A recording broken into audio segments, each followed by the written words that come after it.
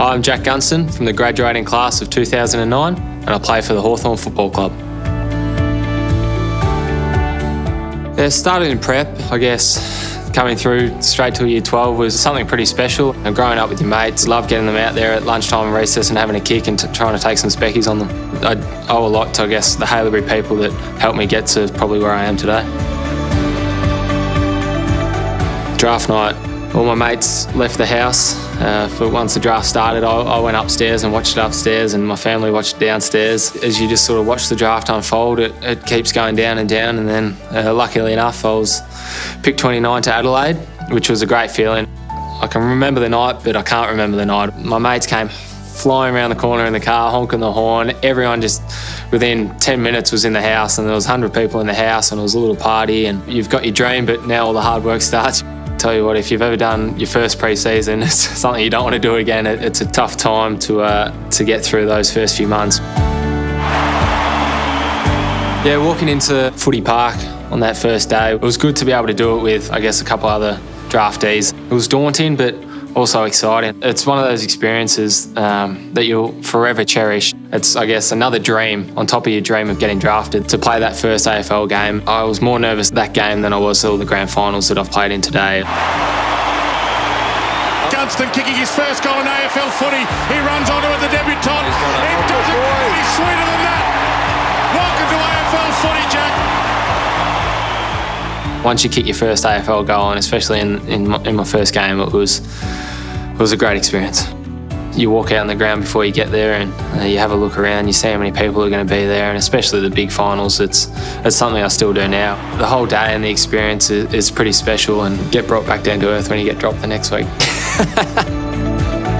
After having a second pre-season under my belt, I felt that I was ready for AFL football. I had the taste the year before of 2 games. I'd played a lot of Centrals football, a lot of Sandford football, and had a great pre-season. There were some conversations that were had, I guess, with the coaching staff that sort of pretty much told me that it might be best to go home. And I guess that's the path that I followed, and I'm very glad I did. The last 4 years have been absolutely amazing. Being able to play in 4 grand finals and being privileged enough to play alongside some of the greats in football. It is hard to describe the feeling that you get on grand final day. I think running out, you're full of nerves and excitement and so much energy going through you, but at the same time, you're calm and collected, and you just try and keep it as normal as possible.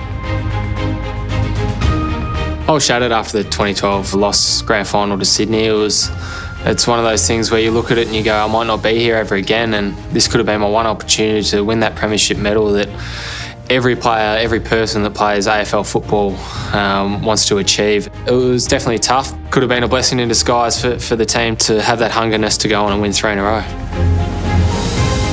It is hard to split the 3 grand final wins, and they've all got their own story behind them. For mine, it is the first one, especially coming off a losing one as well. To be able to stand up there 365 days later with a medal, and unfortunately for Fremantle, look across and see them hunched over and devastated, only to think 12 months ago that was you in that position. To be able to perform on those days as well and help the side in a way was pleasing. I think achieving your first one is definitely your most memorable. I keep my medals in a pretty safe spot. They're like my babies to me. I never want to lose them or misplace them, and I'll bring them out on special occasions when people want to see them, that's for sure. I'm still only young, so I'm still learning myself. At times I do rate myself pretty harsh because I've got high standards of myself. I'm a proud person at times, and I don't like putting underwhelming performances on the board, and I guess that's what motivates me and makes me want to perform each week. I think one thing that I've been able to take out of Haileyburi and take into, I guess, my life outside of football and AFL football is building the friendships and being able to remain tight with the people that I grew up with, and they ride the bumps with me and also ride the lows, especially in an AFL sport, and it's not constantly in the media. There are a few lows, and it's good to have those mates that you grew up with outside of football that sometimes don't even care about your football life. They just engage in everyday life. It's great to be able to fall back on them and have them there when you need them. Coaching might be a path for me, definitely down the track, because obviously I love football, but I love helping others get better.